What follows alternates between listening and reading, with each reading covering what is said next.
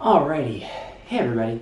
So I want to do part 2 today of the section of Greek philosophy that I did for Aristotle. So just to give you kind of a roadmap for where we are, this is let's see, this is the Onlogical thesis, this is the historical analysis, this is Greek philosophy, and this is Aristotle, and this is part 2.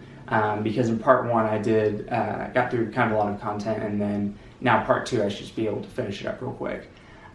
So yeah, let's jump right back in. And yes, so I know that these lectures, they may be a little bit dry, but hopefully, there will be people who are interested in what I'm saying because of its depth, and hopefully the drier parts will that they'll speak to the right audience, and that if you're not as interested in this stuff, that you can go look at some of the other videos that I made. So all right, let's get in, and I think we have about 3 more pages left, something like that. So picking up where we left off, so the next section of the Organon, which has significance in discussions of modality, is chapter 9 of On Interpretation.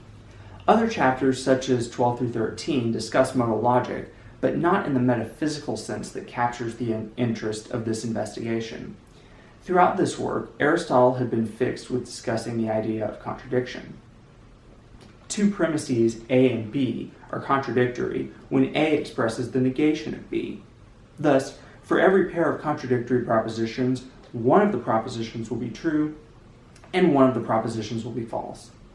Amongst these fairly straightforward conditions, Aristotle tried to conceive of exceptions, most notably when the subject is individual, and that which is predicated of it relates to the future. The case is altered. And then footnote 21, Aristotle on Interpretation, Whitefish, Kissinger, 2005, part 9. So let's see here. Okay, the specific illustration used in De Interpretation, or something like that.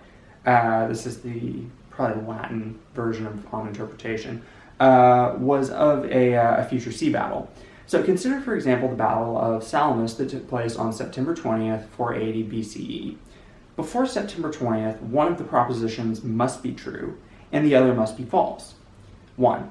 The Battle of Salamis will occur on September 20th, 480 BCE. 2. The Battle of Salamis will not occur on September 20th, 480 BCE.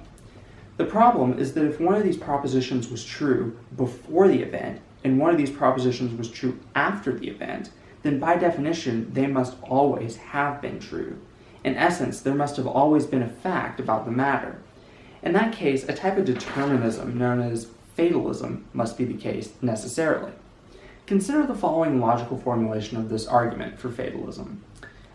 Definition S, and then we'll define S in the following way. And since this proof is a little bit more formal, I'm going to write it on the board. And hopefully my writing will be big enough so that everyone can see it. So, let's use blue this time. Let's see. That's okay. Gotta use two hands, I guess, when doing this. So let's go back here to page 13. And page 26. So I kind of lost. Okay, actually it's page 14. Okay, so this is the logical formulation of the argument for fatalism. So let's just write it formally here. So this is the definition that we need to do here. Definition of S. Everyone say that S.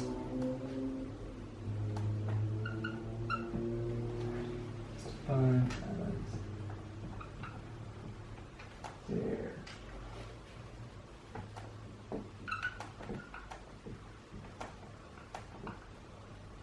That is a terrible B, but it's okay. Sea battle. Alright, let me just take a minute to write this possibly a little bit better. There is a sea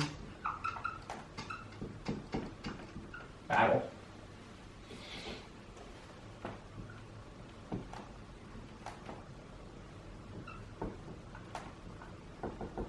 Salamis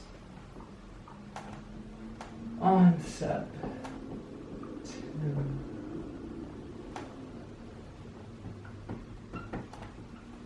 20 B, C for the common error.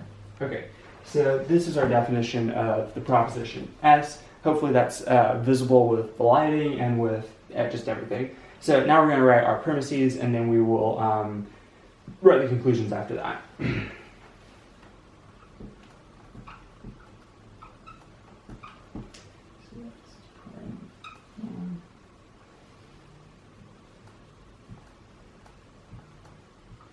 And this box operator, I'm sure I've said this before, but just in case I haven't, it is necessarily.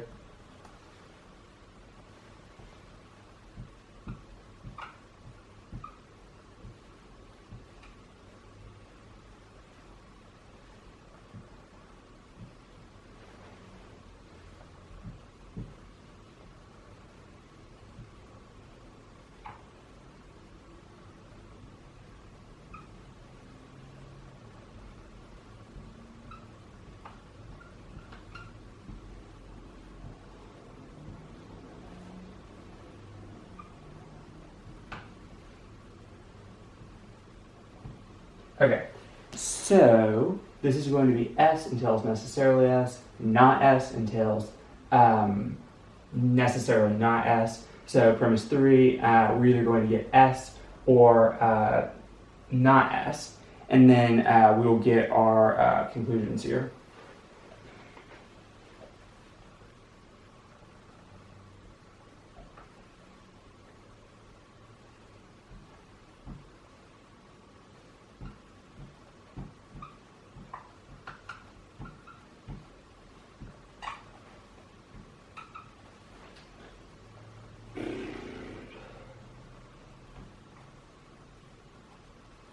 And I'm noticing something about this.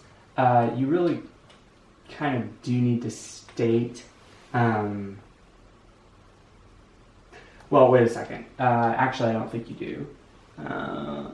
Because I think the only way for this implication here to be true or false, I think the truth table for implication looks something like this. We have something like, and hopefully,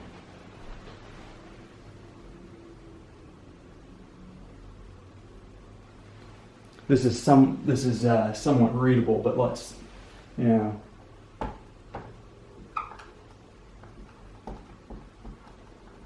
don't know if this is going to be readable over here, but I'll try to draw it out here. So,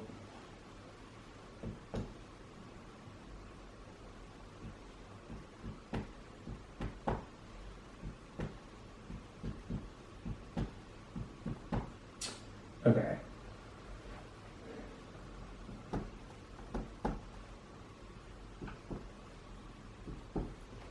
Okay, so,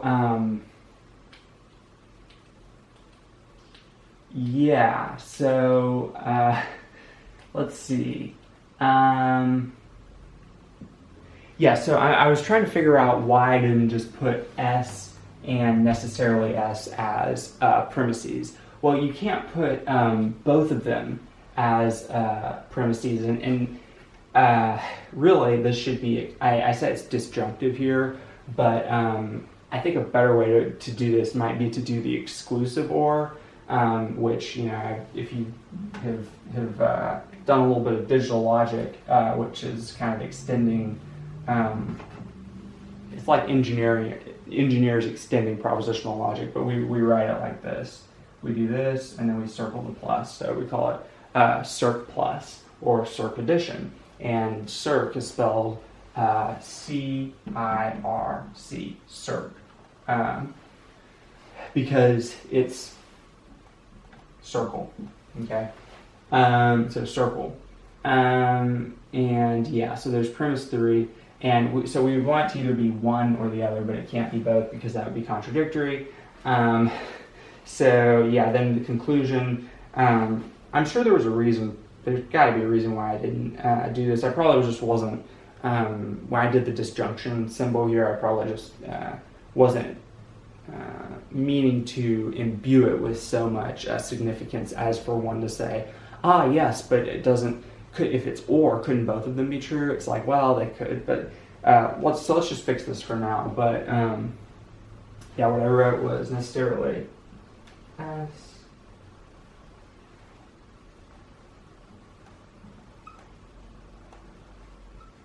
Right. So it's either necessarily S or it's necessarily not S. So this is the formal conclusion. I have another conclusion, and I write that it's the crude conclusion. So this is what I say, is that Con 1 is logically valid and thus universally true. Therefore, Con 1 was true before September 20th, 480 BCE, right?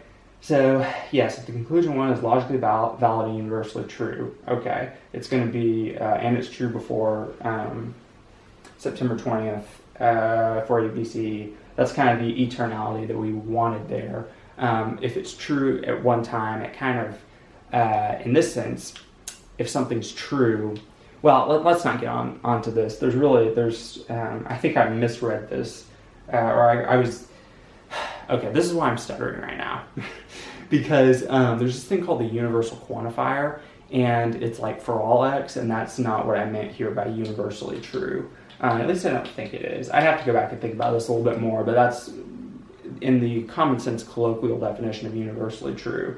I could have meant the NES you put in there, but probably didn't. I probably just meant this in the sense that it's true before and after. But yeah, that's why I'm tripping up a little bit here, because I'm thinking about logical quantifiers and everything. So let's see if I can put this marker back together. There you go. Yeah, and let me just check the time again.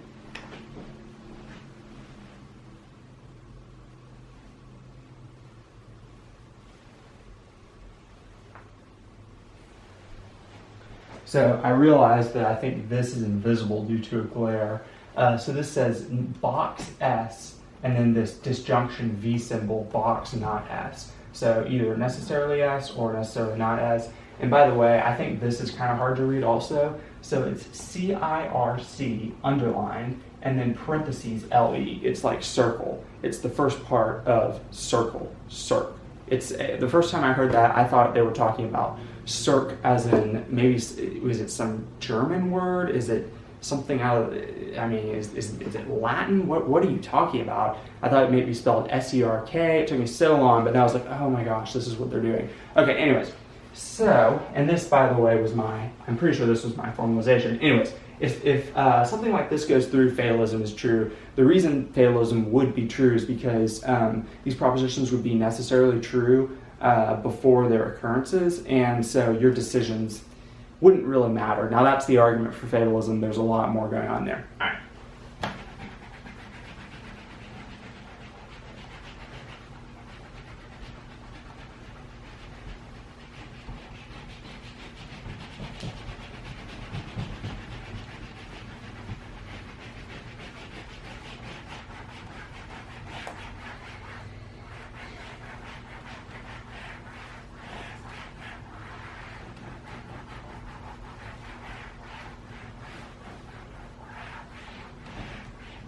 So I know it's kind of weird that I wrote the truth table for implication. I was thinking something else there. So let's not get into that. And also, we don't need one of these to be true. We don't need to assert the truth of one of these things in order for this argument to go through. So I was thinking that we did maybe, and yeah, that was kind of getting me confused. Anyways, so let's get back to this commentary that hopefully we can finish this, because yeah, this was not supposed to take this long, but I'm glad it did, and I'm glad we're going into this depth. So let me check the camera one last time.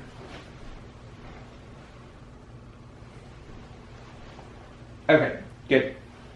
So it's important to remember that Aristotle uses this example as one of the exceptions to his ideas on contradiction. In this case, Aristotle does not think that one proposition has to be true while the other proposition is false. In fact, in his mind, quote, the corresponding affirmation and denial have the same character. And then footnote 22, I cite Aristotle, Harold P. Cook, and Hugh Tredennick, I guess is how you say. Anyway, this is the Organon, Cambridge, Massachusetts, Harvard University Press, 1995, probably page 39. All right. Thus, many have seen Aristotle as accepting a many-valued logic, under which the variable representing a proposition can be assigned a value other than true or false. In this case, Aristotle advocates that statements about the future are neither true nor false. To most scholars, this strategy is known as rejecting the principle of future excluded middle in hopes of solving the problem of future contingents.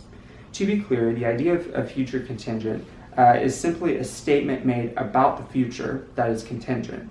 Contingency in this case is simply non-necessity, and necessity can be taken as expounded above. Overall, the main reason that Aristotle's discussions on modality are so enlightening is that they bring to the table something for everybody. For philosophers, Aristotle's discussions of essential properties would plague modal distinctions of the Islamic era between essence and existence. For the theologians in the medieval era, formulations of God's nature would consist of only essential properties so as to protect the perfection of the Father Almighty. Moreover, future contingents in the problem of fatalism would cause a deep stir throughout the course of human history. But more specifically, they would shape the modal advances of the Stoic and Megarian schools, following the footsteps of Peripatetics. Lastly, and most importantly, is Aristotle's impact on the ontological argument. In discussions of pre-Anselmian history of the ontological argument, one might be tempted to turn to Plato as a more direct source of influence. However, while Plato established the idea of the forms which literally handed Anselm the notion of existence in the mind, Aristotle established a logical framework in which to formalize these arguments. Thus, the reader would do well to remember the wisdom of the wisdom of old, which is amicus Plato sed magis amicus veritas, and this just means that I would rather be a friend of truth than a friend of Plato. Now, let me pause to make a little introduction sentence here, where I talk about the amicus Plato sed magis amicus veritas, because when I was doing my thesis for the ontological argument, kind of got a little bit heated with one of the people there, but I was just trying to defend my argument. Now, here's the reason why I talk about this, is because they said, Luke, you need to make your argument more understandable. And think about Socrates and Plato and all of these people who came up with Greek philosophy. And I had this quote in my mind, and at that time I was actually able to pronounce it like it's probably written in Latin here, and I was able to say it. But I didn't say that because I didn't want to look even more, I didn't want to be more of a jerk than I kind of already was. But I had just kind of like high standards that I wanted everybody to be there. And I wanted to get everybody up to that standard. I didn't like it if I saw people, I don't know, thinking they were better, even though maybe I thought that too. Anyways, so I had those feelings too. Anyways, so I talked about being a friend of truth and a friend of Plato because when they were like, Luke, just consider Socrates. I mean, he would have wanted people to be understanding, to understand him, or else no one would have listened to him. I almost said that I'd rather be a friend of Socrates, truth than a friend of Socrates, quoting, this is what Aristotle said. By the way, that's an Aristotelian quote, I'm pretty sure, where Aristotle was like, I'd rather be a friend of truth than a friend of Plato. Anyways, so also Plato wrote all of Socrates. He wrote about Socrates. We don't really have any works from Socrates himself. So let's keep going. Okay, so there are also a broad range of formal Anselmian modalities that rely almost entirely on the shoulders of Aristotle. Not to mention that on a wider scale, a lack of this framework would have snared the colossal revival that took place with the advances of Hartshorne and Finlay. Many of their first inclinations on modal discourse based themselves off of Aristotle's system because many of their proceedings were formal proceedings. Finally, and most importantly, it is impossible to overemphasize the fact that Aristotle, it probably is possible, but let's just go with it. It's possible to overemphasize the fact that Aristotle began discussions on the necessary and the possible in philosophical discourse. All in all, Aristotle's wide contributions are more than enough to guarantee him a spot in the history of modal logic, and when talked in context, his remarks are also pertinent to the history of the ontological argument as well. Thank you, everybody, and have a good day.